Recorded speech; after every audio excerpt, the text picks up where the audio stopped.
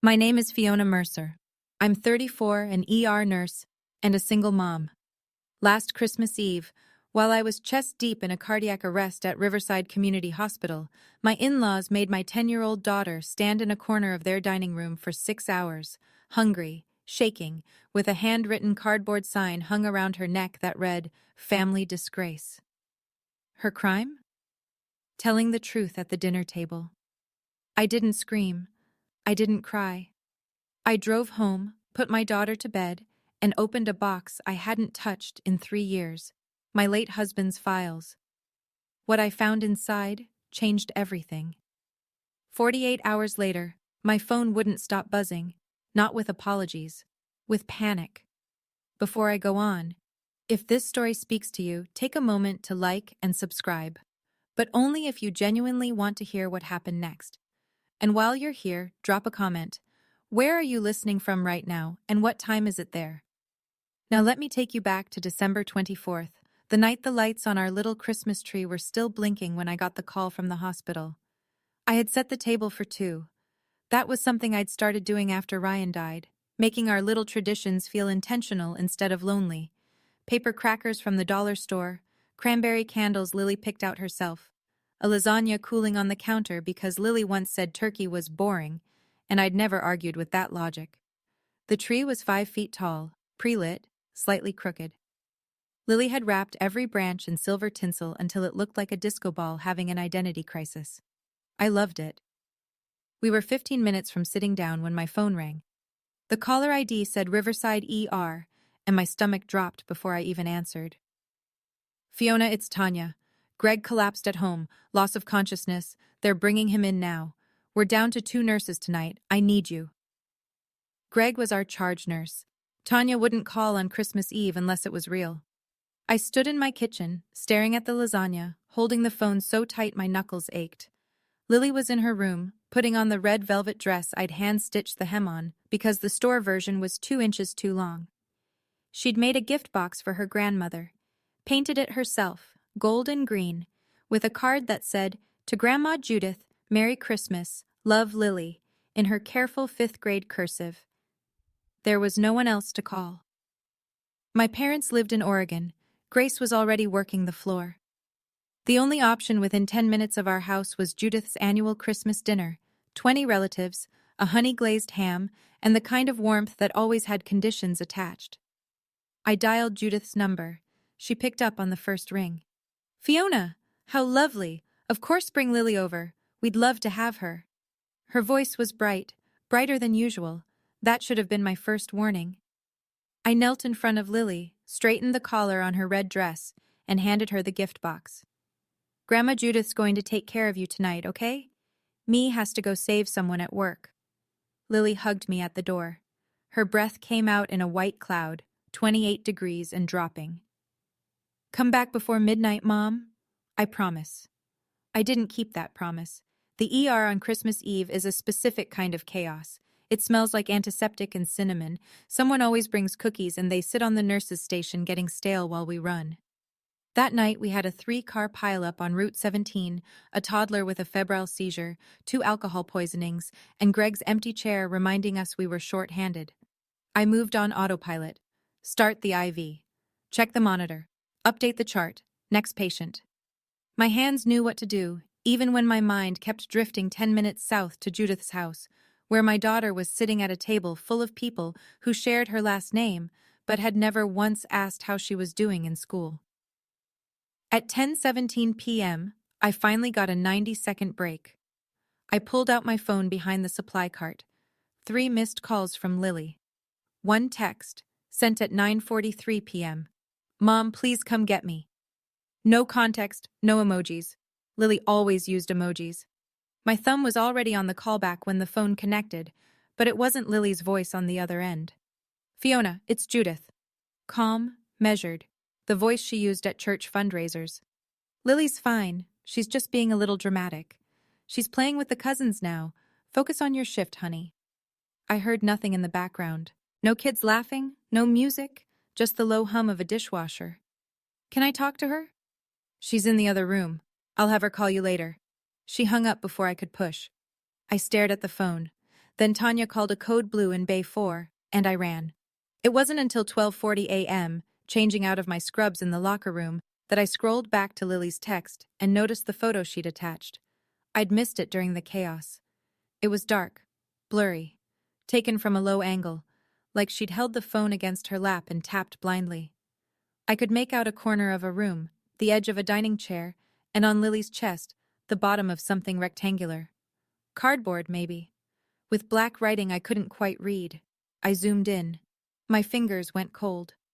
I could only make out 2 words: family and disgrace. I was in my car in under 3 minutes. The porch light at Judith's house was off. Every other house on Maple Ridge Lane had their Christmas lights blazing, but 414 was dark, like the party had packed up and pretended it never happened. I knocked. Then I knocked harder.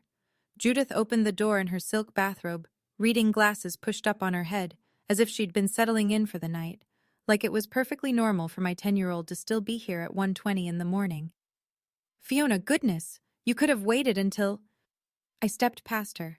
The living room smelled like cinnamon and dish soap. The long dining table had been cleared, chairs pushed in neat.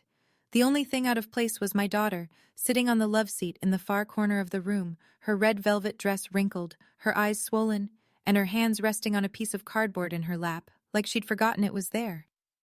The sign was roughly 12 by 18 inches, cut from a shipping box, written in thick black Sharpie, the same looping cursive Judith used on her Christmas cards every year.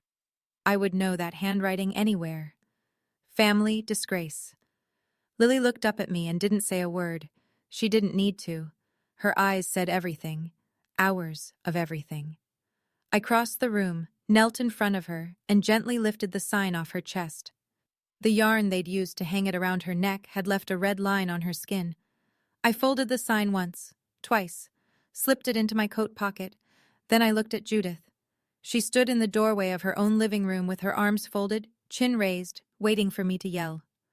I didn't yell. I picked up my daughter, carried her to the car, and buckled her in. I closed the door quietly. I walked around to the driver's side, started the engine, and pulled away from 414 Maple Ridge Lane without saying a single word to Judith Mercer. Not because I had nothing to say, because what I had to say, I would say with paperwork. Lily didn't speak for the first 4 minutes of the drive. I didn't push. I turned the heat up to 78 and pointed the vents toward her side. Her hands were like ice when I'd lifted her. Then, somewhere between the gas station and our street, she started talking. Quiet, flat. The way children speak when they've been told their feelings don't count. I said something at dinner, Mom, about Uncle Derek. What did you say?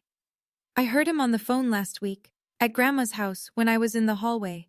He was talking about taking money from my college thing, the one Grandpa set up. He said he needed it for something. I didn't understand all of it. She paused, pulled at a thread on her dress. At dinner, Aunt Karen was talking about how Uncle Derek just bought new stuff for his truck, and I said, "Is that from my college money?" I didn't mean to be bad. I just asked. I gripped the steering wheel so hard my knuckles cracked. Then what happened? Everyone got really quiet. Uncle Derek said I was making things up. Grandma Judith said I was a liar, and I needed to learn what happens to liars in the Mercer family. She got the cardboard from the garage and wrote on it. She made me wear it. She told everyone not to give me food until I apologized for lying. Did anyone say anything? Anyone at all? Aunt Karen laughed. The cousins went to the other room. Nobody said anything, Mom. I pulled the car over on Birchwood Drive, 3 blocks from our house. I unbuckled, leaned across, and wrapped my arms around my daughter. She was trembling. Not crying. Just trembling, like her body had used up all its tears hours ago. Lily, you are not a liar. You told the truth, and I am so proud of you. Mom, am I a bad person? No, baby. You are the bravest person I know. She fell asleep against my shoulder before I pulled into our driveway. I carried her inside, made her a peanut butter sandwich, sat on the edge of her bed while she ate it in half-conscious bites, and read 2 chapters of The One and Only Ivan until her breathing slowed. Then I closed her door, walked to the kitchen, and did something I hadn't done in 3 years. I looked at the box on the top shelf of the hall closet, the one labeled Ryan, Documents. The one I'd shoved up there the week after the funeral and never opened because every time I saw his handwriting I couldn't breathe. I pulled it down. But first, coffee. Because what I was about to do required a very clear head. The box was a standard banker's box, white cardboard, Ryan's handwriting and blue ballpoint on the side. Inside, life insurance paperwork I'd already dealt with, our marriage certificate, Lily's birth certificate, a bundle of photos from our honeymoon in Shenandoah, and at the very bottom, a manila envelope sealed with clear packing tape. The envelope was heavier than I expected. I slid it open with a kitchen knife. Inside were 3 documents. The first was a certified copy of a quitclaim deed, dated April 14th, 4 months before Ryan's accident. It transferred full ownership of the property at 26 Birchwood Drive. Our house, the land, everything, from Ryan Mercer to Fiona Mercer, signed by Ryan, notarized, stamped by the clerk of the Circuit Court for Henley County, Virginia. The second was a printout from the county recorder's website confirming the deed had been filed and recorded. Official, legal, done. The third was a handwritten note on yellow legal paper, folded twice. Fiona, this house is yours and Lily's. I took care of it. Don't let anyone tell you otherwise. R. I read it 3 times. The handwriting blurred the 3rd time because my hands were shaking. Not from sadness, from something harder to name.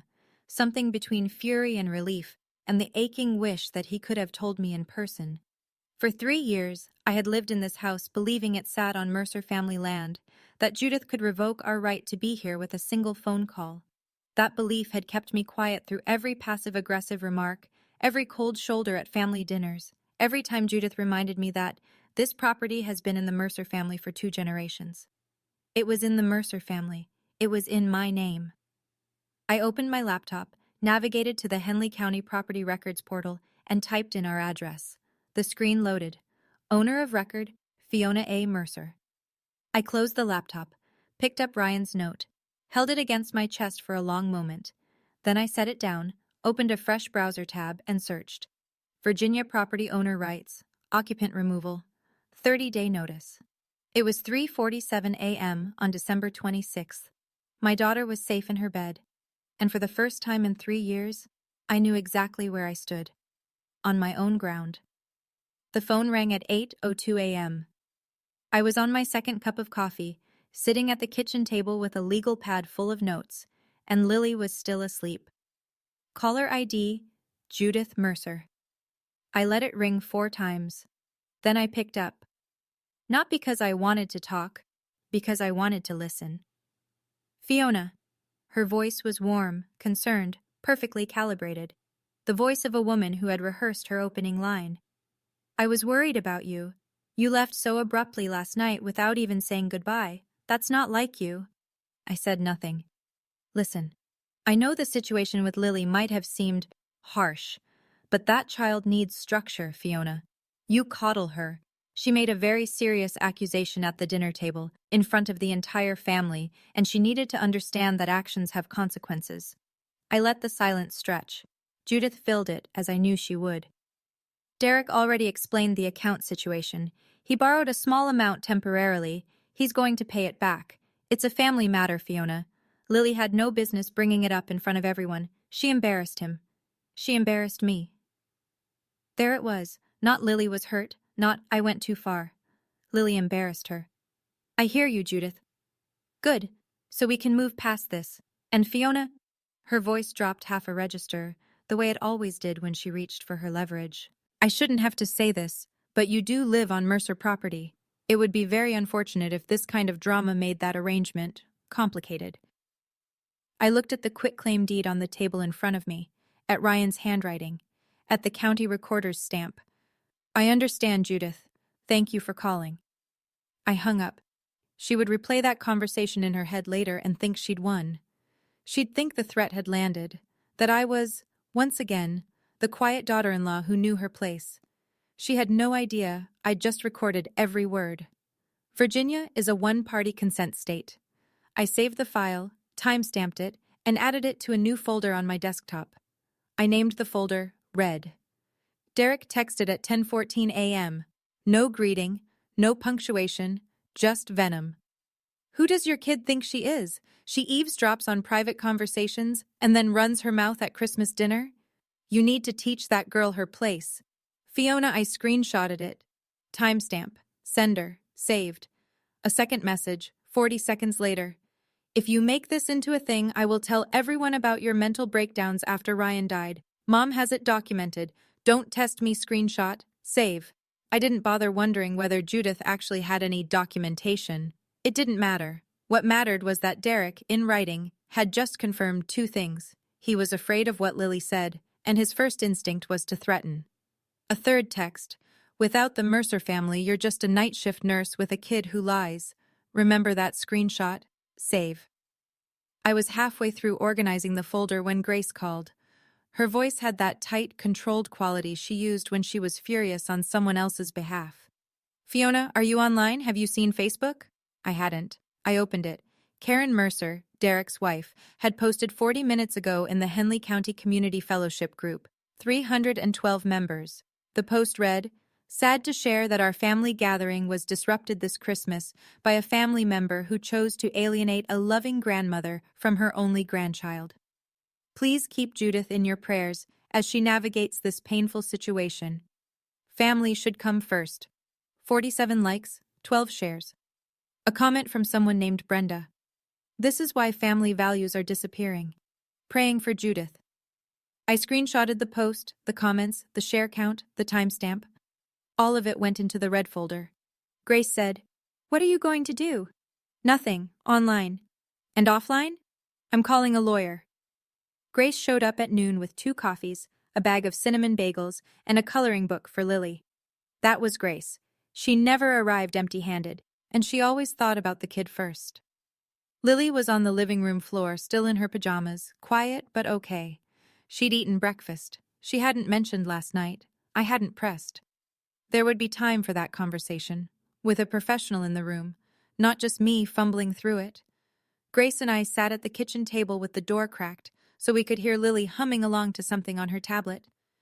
I laid out everything: the sign, the photo, the texts from Derek, the call from Judith, Karen's Facebook post, and, finally, the deed. Grace picked up the quitclaim deed, read it twice, and set it down slowly. Ryan did this? 4 months before the accident. He never told me. Because he knew. Grace looked at me. He knew his family, Fiona. And he made sure you'd have ground to stand on, literally. I stared at the yellow legal note in his handwriting and felt something crack behind my sternum. Not grief. I'd burned through the worst of that years ago. This was something closer to gratitude, sharp and aching. "You need Nathan Cordero," Grace said. "Real estate and trust law. My ex used him during the divorce. He's thorough, he's fast, and he doesn't do drama.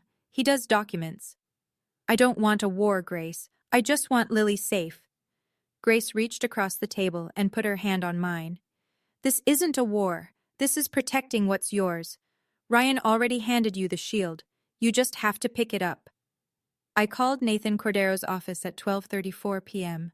His assistant said he could see me the next afternoon, December 27th, 2 p.m. I took the appointment.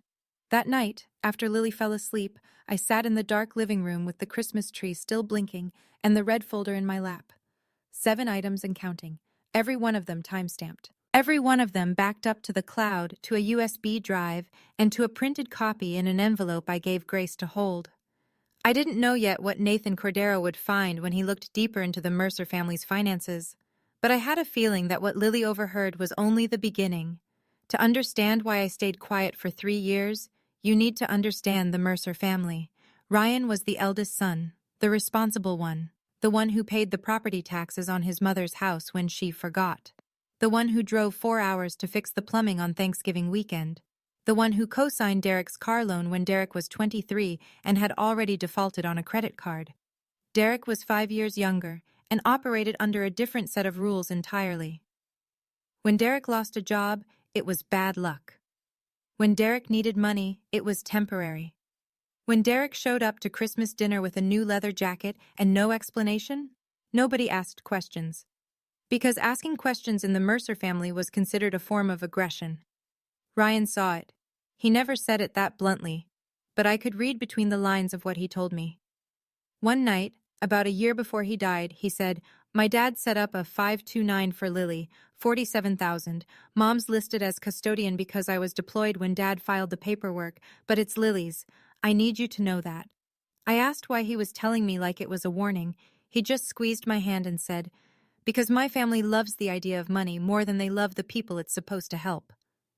Harold Mercer, Ryan's father, died 2 years before Ryan. After Harold's passing, Judith became the gravitational center of the family, and her gravity had a preference. Derek was the moon she pulled closest. I was the comet she tolerated for orbit, useful, distant, and expected to burn out quietly. When Ryan died, the first thing Judith asked me, not at the funeral, at the hospital, while I was still wearing the clothes I'd slept in for 2 days, was, "What's happening with the life insurance?" Not "How are you?" Not "How's Lily?" The life insurance. I used that money to pay Ryan's medical debt and keep Lily and me afloat. Judith suggested I share a portion with Derek, who was struggling. I said no.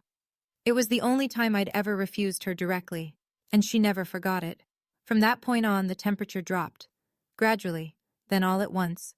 Fewer invitations, shorter phone calls, comments at family gatherings just loud enough for me to hear. "Lily's getting so quiet. I wonder where she gets that from." And always underneath everything, the reminder, "You're living on Mercerland, Fiona. Don't forget who made that possible." I didn't forget. I just didn't know yet that it wasn't true. Nathan Cordero's office was on the second floor of a converted brick building on Main Street, above a bakery. The whole stairwell smelled like sourdough. It was the kind of detail my brain grabbed onto because the rest of me was running on 4 hours of sleep and an anxiety level I was managing through sheer professional discipline. He was mid-40s, neat desk, no family photos, just diplomas, and a Virginia state flag in the corner. He shook my hand, gestured to the chair, and said, "Tell me everything. Start with the property." I set the red folder on his desk and opened it like a patient chart. Deed first. Nathan examined the quitclaim deed for 2 minutes without speaking. He checked the notary seal, the recording stamp, the grantor and grantee lines. Then he pulled up the Henley County property records on his own screen, typed in the address, and turned the monitor toward me.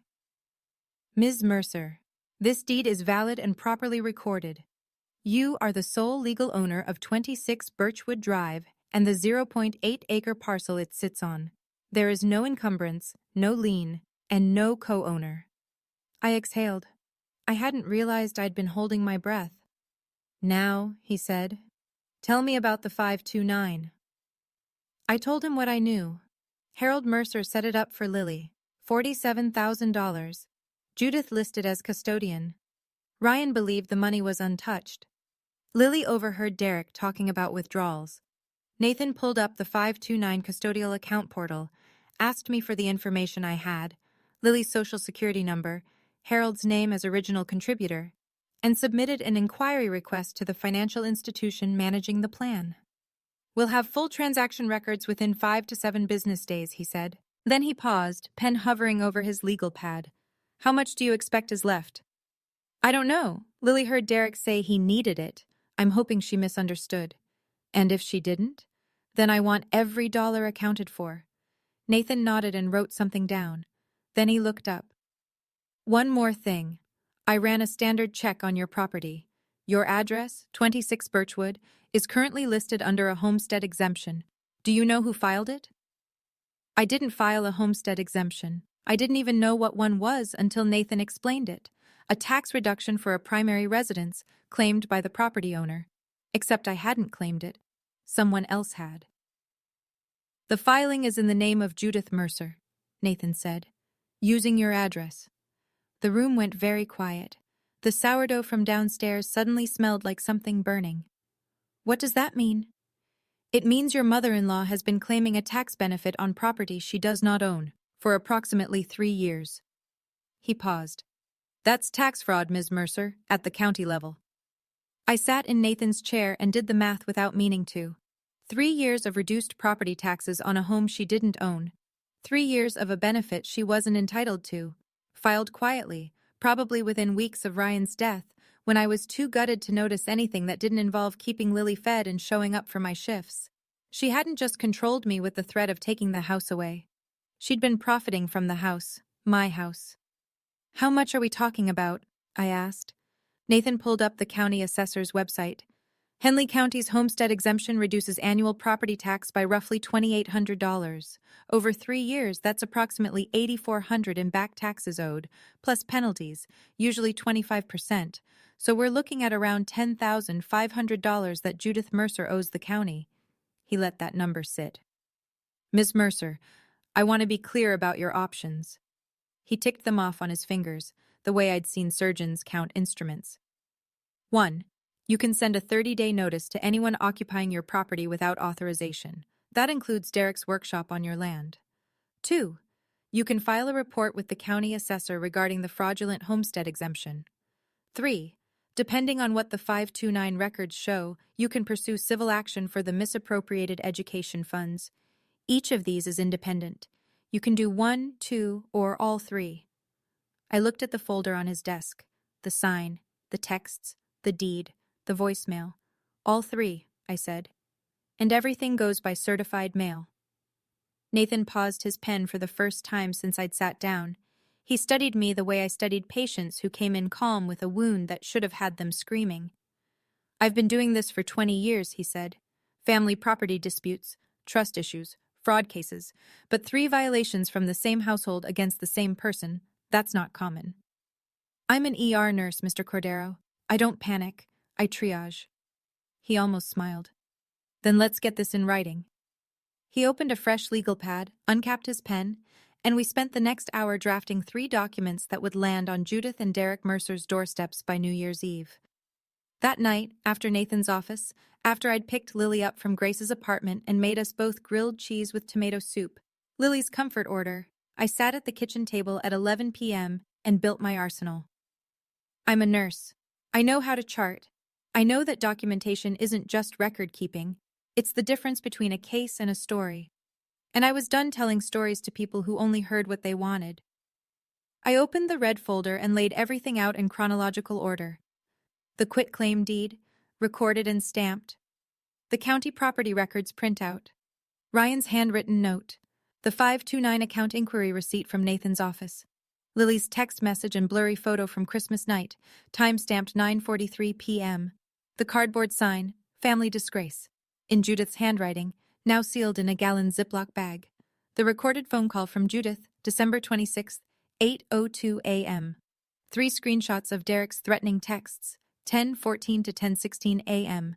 Karen's Facebook post, and its 12 shares. The homestead exemption filing in Judith's name at my address, 10 items, each one labeled, dated, and stored in 3 locations. Cloud backup, USB drive in my bedside drawer, and a printed set in a sealed envelope at Grace's apartment. Nathan had prepared 3 outgoing documents. A 30-day notice to vacate addressed to Derek Mercer at the workshop on my property. A demand letter addressed to Judith Mercer for the full return of misappropriated 529 funds. And a formal complaint to the Henley County Assessor regarding the fraudulent homestead exemption. Each one ready for certified mail, return receipt requested. I paper-clipped the tracking slips to the front of the folder and closed it. There was one more thing I'd decided, something Nathan hadn't suggested. When I mailed the certified letters, I wouldn't just drop them at the post office. I would walk in, hand them across the counter, and watch the clerk stamp them. I wanted to feel the weight leave my hands. It wasn't about revenge. Revenge is loud. This was something quieter. This was consequence, addressed and postmarked. I want to pause here for a second. If you've been listening this far, you're probably sitting somewhere right now with your jaw tight and your chest heavy, because you've either lived this or you've watched someone you love go through it. I was right where you are. Sitting at this table, folder closed, heart open, terrified, and certain at the same time. If this story is hitting home, tap that like button so I know you're still with me. And if you've ever had to choose between keeping the peace and keeping your child safe, leave a comment. I'll read everyone. Now, back to December 28th. The Henley County Post Office on Route 12 was quiet the morning of December 28th. One clerk behind the counter, a woman in her 50s with reading glasses on a beaded chain, humming something I almost recognized as silver bells. I set 3 envelopes on the counter, each one white, legal-sized, with Nathan Cordero's return address printed in the upper left corner and the recipient's name typed cleanly below the window. Certified mail, return receipt requested. All 3. The clerk weighed each one, printed the green certified labels, and affixed them. She stamped each envelope with a satisfying thud, the kind of sound that reminds you the Postal Service has been delivering consequences since 1775. Envelope 1, 30-day notice to vacate, addressed to Derek Mercer, at the workshop structure on 26 Birchwood Drive. Envelope 2, demand letter for the return of $42,800 in misappropriated 529 education funds, addressed to Judith Mercer, at 414 Maple Ridge Lane. Envelope 3, formal complaint to the Henley County Assessor's Office regarding fraudulent homestead exemption filing by Judith Mercer. I paid $23.70 in postage.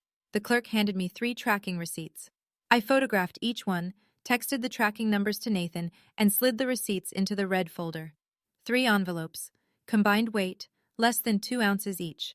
But when they arrived, and they would arrive, because certified mail always does, they would carry the weight of every night I'd bitten my tongue at Judith's table, every time Derek had smirked at me across the room, every whispered, "Remember whose land you're on." I walked back to my car in the cold December air. My breath came out in clouds. The sky was that flat Virginia gray that means more cold is coming. I checked the USPS tracking app before I started the engine. Estimated delivery?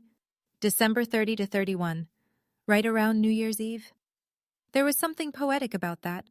A year ending, a silence breaking, and 3 envelopes making their way through the system, unstoppable and indifferent, the way consequences ought to be. The property dispute was one thing, the money was another. But there was a layer underneath all of it that I couldn't address with certified mail. The fact that my daughter had been emotionally abused by a family member in a room full of adults who did nothing. I am a registered nurse. In the state of Virginia, I am a mandated reporter. That means if I have reasonable cause to suspect a child has been abused or neglected, I am legally required to report it. There is no exception for family. There is no exception for Christmas. On the afternoon of December 28th, after I dropped the envelopes at the post office, I called the Henley County Department of Social Services Child Protective Services hotline from my parked car. I gave them my name, my credentials, and a clear, factual account of what happened on December 25th. A 10-year-old child was publicly humiliated, forced to wear a degrading sign, denied food for approximately 6 hours, and isolated from other children as punishment for speaking the truth. I provided Lily's time-stamped photo from 9:43 p.m. I provided the physical sign, now preserved. I provided Judith's name, Derek's name, and the address where the incident occurred. The intake worker assigned a case number. A caseworker would contact me within 48 hours to schedule a child interview, with my consent, in an environment where Lily felt safe.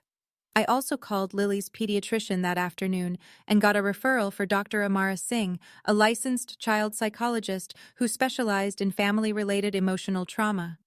First available appointment, January 3rd. I took it. I reported hundreds of suspected abuse cases during my career. I've called the hotline from curtained ER bays at 2 in the morning, whispering so the parent in the waiting room wouldn't hear. It never gets easier. But this time was different. This time, I wasn't calling about a stranger's child. I was calling about mine, and my hand didn't shake once. That evening I did something radical. I put the folder away. Not forever, just for the night. Because my daughter needed mac and cheese more than she needed a mother hunched over legal documents, and I had spent enough of the last 3 days being strategic. Lily deserved a few hours of me being just mom. We made it together. She stirred the cheese sauce while I boiled the noodles, and she told me about a book she was reading, The One and Only Ivan, about a gorilla in a mall who finds a way to change his life through a drawing. She talked about it the way she talked about everything she loved. Fast, with her whole body, hands gesturing, eyes wide, completely alive. Mom, Ivan doesn't yell at anyone. He just draws the truth and people finally see it. I almost dropped the colander. We ate on the couch with the Christmas tree still plugged in. I hadn't taken down the decorations, Normally I would have by now, but something about those little blinking lights felt necessary. Like the house needed to remember that Christmas had started out okay, even if it ended somewhere terrible. Lily leaned into me, her plate balanced on her knees, and said, "Can we just stay like this?" "Like what?" "Just us, in our house, with the lights on." "Yeah, Lily, we can stay exactly like this." She fell asleep against my arm around 8:30. I carried her to bed, pulled the quilt up to her chin, and kissed her forehead. She smelled like cheese and shampoo, and 10 years of the best thing I'd ever done. I stood in the hallway outside her room for a moment, listening to her breathe. Then my phone buzzed. USPS tracking update. Envelope 1. Status, out for delivery. Estimated arrival, December 30th. Tomorrow. I turned off the hallway light, walked back to the kitchen, and let the silence settle around me like armor. Nathan called at 9:15 the next morning, December 29th. His voice had the same measured tone it always did, but I was starting to learn the difference between his confirming information voice and his "you need to hear this" voice. This was the second one. Miss Mercer, 2 updates. First, the county assessor's office has received your complaint. They've opened a review. Standard timeline is 10 business days for the initial assessment. If they confirm the homestead exemption was filed fraudulently, Judith will receive a notice of back taxes owed plus a 25% penalty, payment due within 90 days of the notice. I wrote the dates in the margin of my legal pad. 10 business days from December 28th, put the assessment around January 13th. Second, I've submitted the records request for the 529 custodial account. The financial institution confirmed receipt and will release full transaction history within 5 to 7 business days. Once we have that, we'll know exactly how much was withdrawn, when, and to what account. And if it's what we think it is? Then you have 2 options. A demand letter for voluntary repayment, which we've already sent. If they don't comply within 30 days, I file a civil action in Henley County General District Court.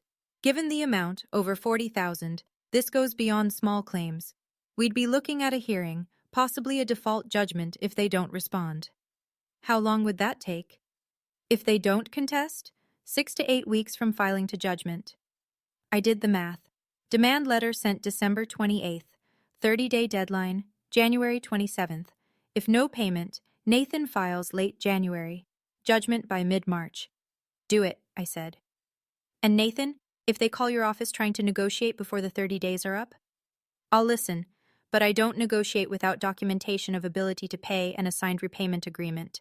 I'm not in the business of handshakes. Neither am I. Not anymore. I hung up, checked the USPS tracker one more time. Envelope 2 now showed in transit to destination, and circled January 27th on the kitchen calendar in red. 30 days. The clock was running. December 30th, 11:47 a.m., USPS, tracking updated. Envelope 2. Delivered. Signed by J. Mercer. I stared at the screen for exactly 4 seconds. Then I set the phone down, face up on the kitchen table, and waited. 43 minutes. That's how long it took. The first call came at 12:30 p.m. I didn't answer. Judith's voice on the voicemail was something I'd never heard before. Shrill, fraying at the edges, like someone who'd just discovered that the ground they'd been standing on belonged to someone else. "Fiona, what is this? You sent me a demand letter? Through a lawyer? Over some misunderstanding about Lily's account? Call me back, right now." Voicemail. 2:12:38 p.m. Louder. Less polished. "I am your mother-in-law. I raised the man you married, and you send me legal paperwork the week after Christmas? Do you have any idea how this looks?" Voicemail 3:12:51 p.m. And this was the one I saved twice, on my phone and on the cloud, because Judith Mercer, the woman who had spent 3 years telling me that my daughter was a liar, said the following. Derek used that money to pay off his debts. I authorized it because he was in trouble, and that's what family does. I was going to put it back. It was a loan, Fiona. You're making this into something it isn't. I played it back. I authorized it. Not Derek acted alone. Not there's been a mistake. I authorized it. The woman who had forced my child to wear a sign that said, "Family Disgrace," for telling the truth about stolen money had just admitted, on a recorded voicemail, that she knew about the stolen money all along. I time-stamped the voicemail. I added it to the red folder. And I did not call her back. Some evidence you have to chase. Some evidence just panics and runs straight to your phone. New Year's Eve, the kind of cold that makes the mailbox latch stick. USPS tracking, 10:22 a.m. Envelope 1, delivered. Signed by D. Mercer. Derek didn't call. Derek drove. At 11:40 a.m., I heard the crunch of gravel in the driveway, followed by a truck door slamming hard enough to rattle the Ring doorbell camera I'd installed 6 months earlier, originally because of a package thief, but God works in useful ways. I was in the kitchen. Lily was at Grace's apartment for the morning. I did not go to the door. He knocked. Then he pounded. Then he yelled, "Fiona, open this door! You can't do this! This is Mercer land! This workshop has been here since Dad was alive! You have no right!" The Ring camera recorded everything. I watched on my phone from 10 feet away, Derek, red-faced, pacing the porch, the certified letter crumpled in his fist. I called Henley County Non-Emergency Dispatch. "My name is Fiona Mercer, 26 Birchwood Drive. There's a man on my property who's been served a 30-day vacate notice and is now banging on my door and yelling. I'd like an officer to come ask him to leave." The deputy arrived in 12 minutes. I watched through the window as Derek went from screaming to sputtering to silent in the span of a single conversation with a uniformed officer. The deputy examined the notice, checked my ID, confirmed the property records on his in-car system, and told Derek to leave the premises. Derek jabbed a finger toward the house, toward me, and said something I couldn't hear from inside. The deputy wrote something in his notepad and repeated calmly that it was time to go. Derek left. I requested a copy of the incident report, case number 2024-1231-0087. Date, December 31st. Documenting, verbal disturbance, trespass after notice. 2 hours later, Grace texted me a screenshot. Derek had posted on his personal Facebook. "My sister-in-law just had the police called on me for going to my own family's property. She hired a lawyer and is trying to throw us off land that's been Mercer property for decades. All because her kid made up a story at Christmas. Please share so people know the truth. Hashtag family first. Hashtag injustice." 214 shares by midnight. I didn't post a response. I didn't comment. I didn't share. I just screenshotted everything, added it to the red folder, and watched the fireworks from my living room window while the clock struck 12. New year, new rules. The first 3 days of January felt like walking through a town that had already made up its mind. Judith's church friends had shared Karen's post into 2 more community groups. Derek's Facebook rant had hit the local buy-sell trade page. The narrative was clean and simple. Heartless daughter-in-law kicks grieving grandmother and beloved uncle off family land over a Christmas misunderstanding.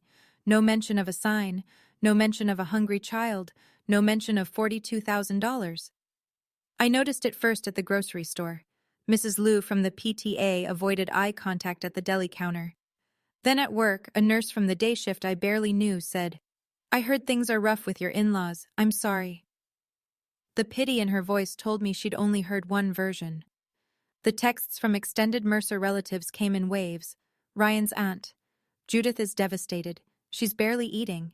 Is this really necessary?" Ryan's cousin. "You should think about what Ryan would want. He wouldn't want the family torn apart." A number I didn't recognize. "Shame on you for keeping a grandmother from her grandchild." I read everyone, responded to none. Then, on January 2nd, as I was pulling into my driveway after a 12-hour shift, I saw Mrs. Patterson standing at her mailbox next door. She was 70-something, widowed, the kind of neighbor who noticed everything but said very little. She'd lived on Birchwood Drive longer than anyone. She looked at me differently than the others, not with pity or judgment, more like recognition. "Fiona," she said, just that. Then, "I saw something on Christmas night, at Judith's house. I should have done something then, and I didn't. But if anyone ever asks me, I'll tell them exactly what I saw." She turned and walked back inside before I could respond. I sat in my car for a full minute, engine off, staring at her closed door. Then I added her name to the red folder's contact list, not as a weapon, but as a witness. There's a difference. The town had heard one story, Mrs. Patterson had seen another, and the system, slow, methodical, indifferent to Facebook shares, was still turning. January 2nd, 3 p.m., the CPS caseworker arrived at my home. Her name was Ms. Tate, mid-30s, calm presence, the kind of person who listened with her whole posture. She asked if she could speak with Lily in the living room while I sat in the kitchen. I agreed. Dr. Singh had already met with Lily the day before and said she was processing well, but I'd prepped Lily simply. A nice lady is going to ask you about Christmas night. You just tell the truth, like you always do. The interview lasted 22 minutes. I could hear murmuring through the wall, Lily's voice quiet but steady. No crying. When Ms. Tate came out, she sat across from me at the kitchen table and spoke in the neutral, careful language of someone documenting facts. Your daughter's account is consistent and detailed. She described the sign, the food restriction, the duration, and the family members present. She also described the events leading up to the punishment, specifically that she repeated something she overheard about a financial account. Ms. Tate paused. This is sufficient to open a formal investigation into emotional abuse and neglect, specifically public humiliation, food deprivation, and psychological intimidation of a minor. Judith Mercer and Derek Mercer will be named as subjects. Then she told me something I wasn't expecting. We received a second report this morning. A neighbor, a Mrs. Patterson on Birchwood Drive. She contacted our office independently. She states she witnessed your daughter being brought outside to the front porch at approximately 9 p.m. on Christmas night, in freezing temperatures, wearing only a dress. She heard an adult female voice. She identified it as Mrs. Judith Mercer, shouting at the child, and she provided a cell phone video. Ms. Tate let that sit. The video is 23 seconds. It was taken through Mrs. Patterson's kitchen window from across the yard. It does not clearly show the child's face, which protects her privacy. But it does capture the voice, the timestamp, 9:07 p.m. on December 25th, and the approximate conditions. I pressed my palms flat on the table. 23 seconds of footage I didn't know existed, from a witness I hadn't asked, corroborating everything my daughter said. Judith had spent a week telling anyone who would listen that Lily was a liar, that I was unstable, that this was a misunderstanding. 23 seconds doesn't misunderstand anything. Ms. Tate explained the next steps. The investigation would include attempted interviews with Judith and Derek, a review of the evidence, and a determination within 30 days. During that period, the subjects would be advised that unsupervised contact with Lily was not recommended. I walked Ms. Tate to the door. She shook my hand and said, "Your daughter is articulate and brave. You should know that." "She gets it from her father," I said. And meant it. I need to stop here for a moment. Because when Ms. Tate told me about Mrs. Patterson's video, I sat in my kitchen and stared at the wall for a long time. Not because I was surprised someone saw, but because I was gutted that someone saw, and almost didn't speak up. Mrs. Patterson did, though. Late, but she did. And it mattered. If you're still here, subscribe, not for me, for the part of the story that's coming. Because what happens next is the part where the certified letters start doing their job, and the people who thought they were untouchable find out they're not. Stay with me. January 15th, a Tuesday. I was between patients at the hospital, charting in the break room, cold coffee, fluorescent lights, when Nathan called. County assessor completed their review. The homestead exemption filed by Judith Mercer on your property has been determined to be fraudulent. She had no ownership interest in 26 Birchwood Drive at any point during the filing period. I put my pen down. Effective today, the county is issuing a notice to Judith Mercer for back taxes totaling approximately $8,400, plus a 25% civil penalty of $2,100. Total due, $10,500. Payment deadline, 90 days.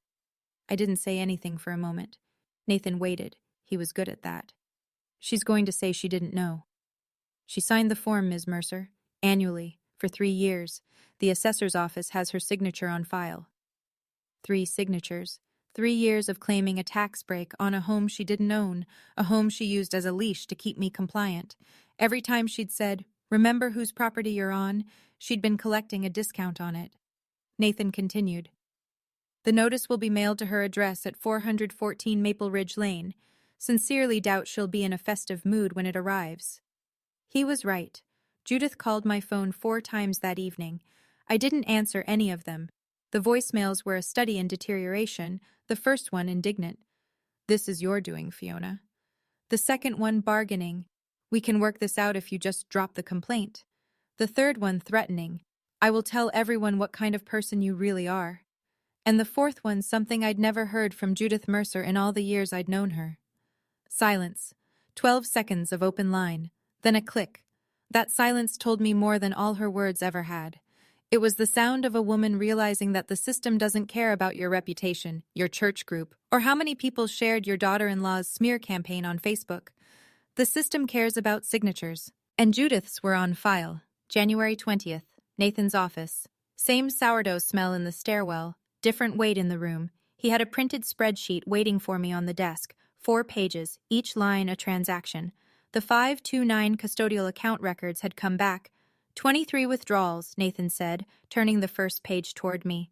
Over an 18-month period, beginning June of last year and ending November. Total withdrawn, $42,800.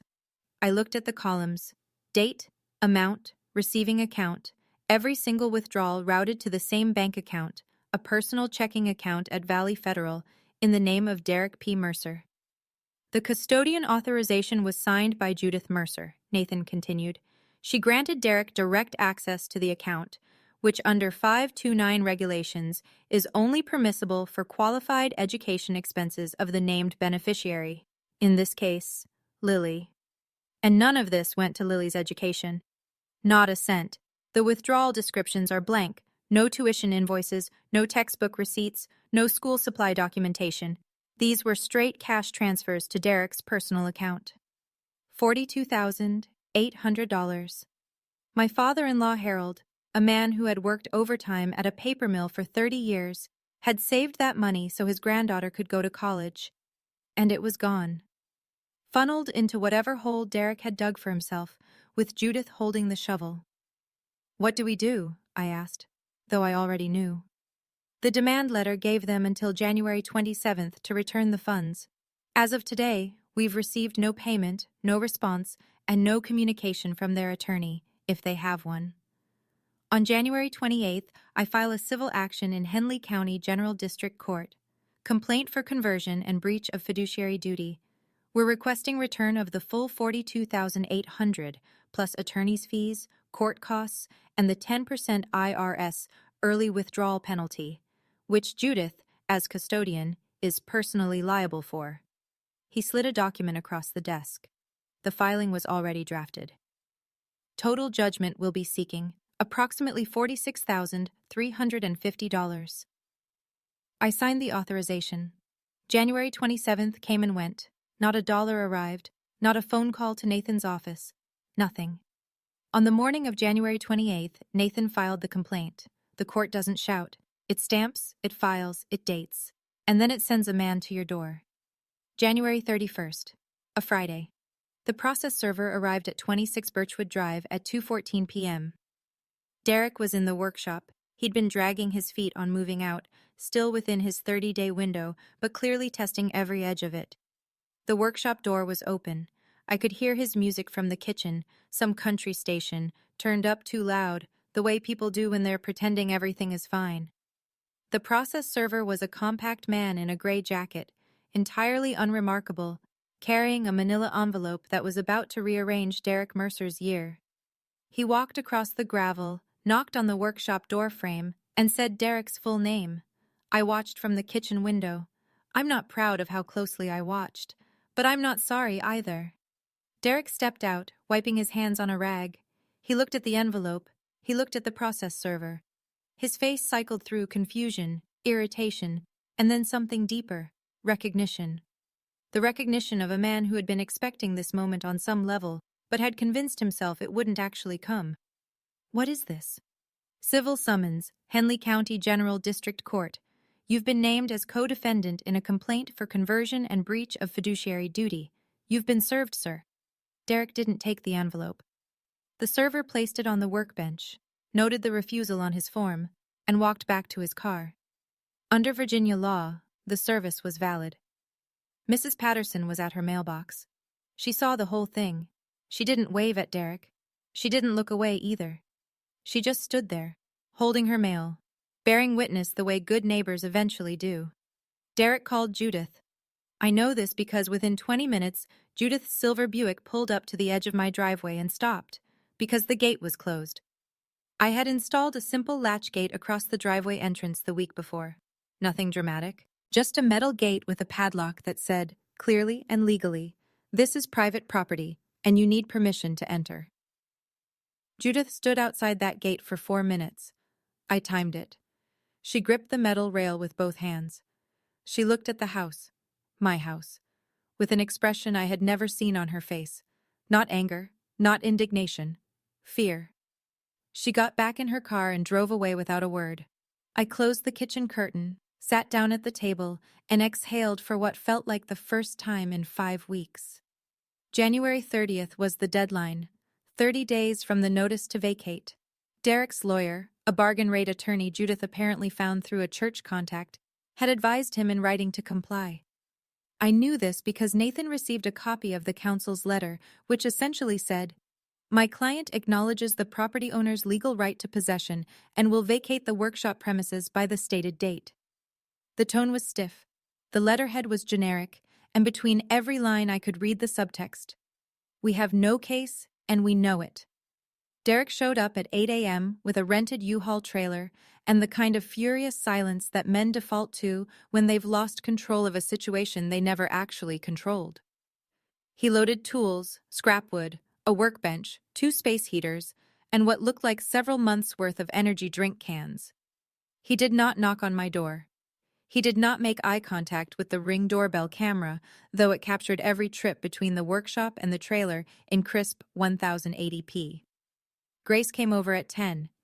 She brought coffee and stood next to me on the front porch, not to gloat, just to be there. That was Grace's whole philosophy. You don't have to do hard things alone. At 12:17 p.m., Derek closed the trailer hatch. He walked to his truck, opened the door, then turned and looked at the house one more time. "You're going to regret this, Fiona," he said. Not shouting, his voice was flat, tired. "You have no family now." Grace, still holding her coffee, tilted her head. "You forgot the trash bags in the corner. Want me to toss them, or should I bill you for disposal?" Derek slammed the truck door and pulled out. I walked into the empty workshop. It smelled like motor oil and sawdust. There was damage, a hole punched in the drywall, a cracked window pane. I photographed everything, dated it, and sent it to Nathan. If needed, it would become part of the property damage claim. I locked the workshop door with a new padlock, stood there in the cold, keys in my hand, and looked around at the 0.8 acres that Ryan had quietly, carefully deeded to me before he ran out of time. Ours. Fully, finally, unchallengeably ours. In the weeks that followed, the consequences arrived the way consequences usually do, not all at once, but in a steady, documentable sequence that made the Facebook narrative very difficult to sustain.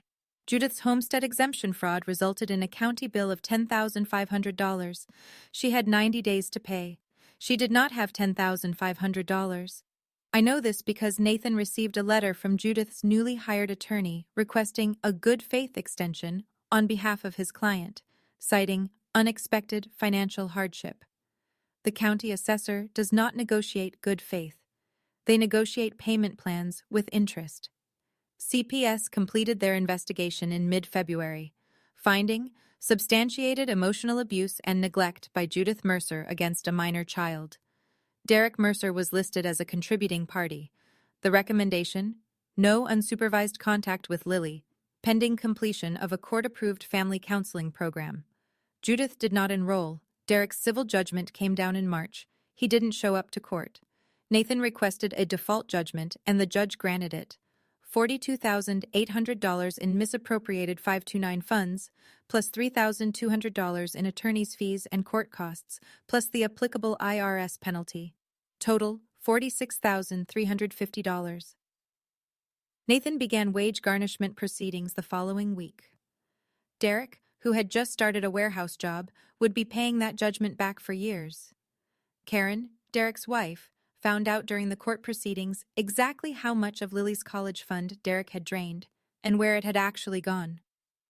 She didn't post about it on Facebook. She moved back to her mother's house in February and filed for legal separation in March. I didn't take pleasure in that. I understood it. The extended Mercer relatives went quiet. Not apologetic, just quiet. The kind of silence that settles over a family when the smear campaign hits a wall of notarized documents, court records, and a county tax bill. Nobody shared Derek's Facebook post anymore. It was still up, technically, but facts have a way of making noise feel very small. The call came the first week of February. A Saturday morning. Lily was at the kitchen table drawing, and I was washing dishes. When I saw Judith's name on the screen, I dried my hands, walked to the bedroom, and closed the door. I picked up. One last time. Fiona. Her voice was different, smaller. The polish was gone. No church voice, no rehearsed warmth, just a 62-year-old woman who had lost her oldest son and was now watching the rest of her world follow. I know I don't have the right to call you. You don't. A long pause. I could hear her breathing. I made a mistake. With Lily, with the sign. I was angry and I went too far. I know that now. I waited. Please, she's all I have left of Ryan. Don't take her from me. I closed my eyes. Not because I felt sorry for her, though part of me understood the grief underneath the cruelty, but because I had to say the next words very precisely, and I didn't want emotion in any direction to blur them. Judith, I'm not taking Lily from you. I'm protecting her from what you did. Those are not the same thing. Silence.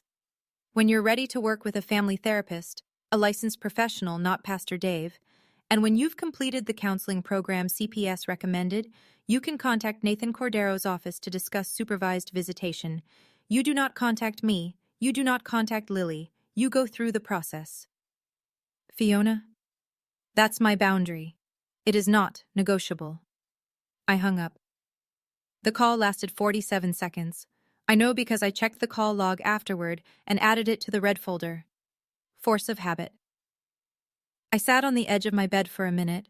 My hands were steady, my jaw ached from clenching. The house was quiet except for Lily humming in the kitchen, something from a cartoon, I think, slightly off-key and entirely perfect. Family is not a sign around a child's neck. Family is the person who takes it off. In March, I opened a new 529 account. Same state plan, same goal, different custodian. Me.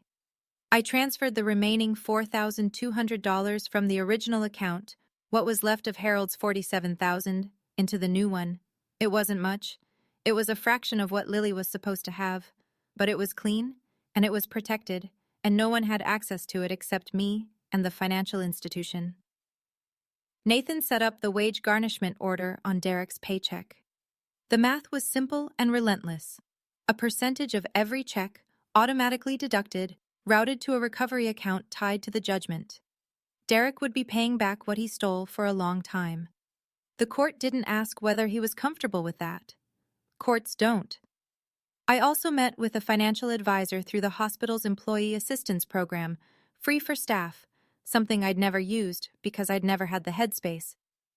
She helped me set up an automatic monthly contribution to Lily's new 529, $150 a month. Small, but consistent. At 7% average growth, compounded over 8 years, Lily would have a meaningful start when she turned 18. It won't be $47,000 by then, the advisor said. It doesn't have to be. It just has to be hers. That same week, I went back to Ryan's box one more time. Not for documents, for the letter at the very bottom, the one I'd noticed on December 26th, but hadn't been ready to open. It was sealed, with Lily, 18th birthday, written on the front in Ryan's blocky print. I broke my own rule. I opened it. And I read it standing in the hallway, one hand on the wall, because the floor felt unsteady. Lilybug. If you're reading this, you're 18, and I probably owe you an explanation for a lot of things. But here's the one that matters. You are worth every good thing this world has to offer. Don't let anyone tell you that you don't deserve a seat at the table. Your mom and I made sure you'd always have a place. Trust her. She's the toughest person I've ever met, and she doesn't even know it. I love you past the moon. Dad. I refolded the letter, slid it back into the envelope, and placed it in the box next to the deed. For the first time in 3 years, I cried. Not the drowning kind, the kind that washes something clean. April arrived the way it does in Virginia, slowly, then all at once. One morning, the dogwood outside our kitchen window was bare sticks. The next, it was covered in white blossoms that made Lily press her face to the glass and say, "It looks like it snowed flowers, Mom." I finally took down the Christmas lights on the first Saturday of the month. Lily helped, standing on a step stool, carefully unwinding each strand. She asked if we could leave one string up year-round, just the little ones, by the front door. I said yes. Some lights are worth keeping. She was seeing Dr. Singh every 2 weeks now. The therapist told me Lily was processing with remarkable resilience, which in plain language meant my daughter was tougher than anyone had given her credit for. She'd started a journal, not because anyone told her to, but because she wanted to. She said writing things down helped her put them somewhere that isn't my chest. At school, she'd joined the 5th grade book club. Her first recommendation to the group was The One and Only Ivan. Her teacher emailed me. Lily presented the book to the class today with a confidence I haven't seen from her before. She said it's about telling the truth even when it's hard. She's becoming a real voice in this classroom. The workshop, Derek's workshop, I spent a weekend cleaning it out. Grace helped. We patched the drywall, replaced the cracked window, swept the sawdust. Lily stood in the doorway when we were done and looked around. "Can this be my art room?" We painted it together the following weekend. Pale blue walls, because Lily said blue was the color of thinking. I hung a pegboard for her supplies and put a desk by the window where the light was best.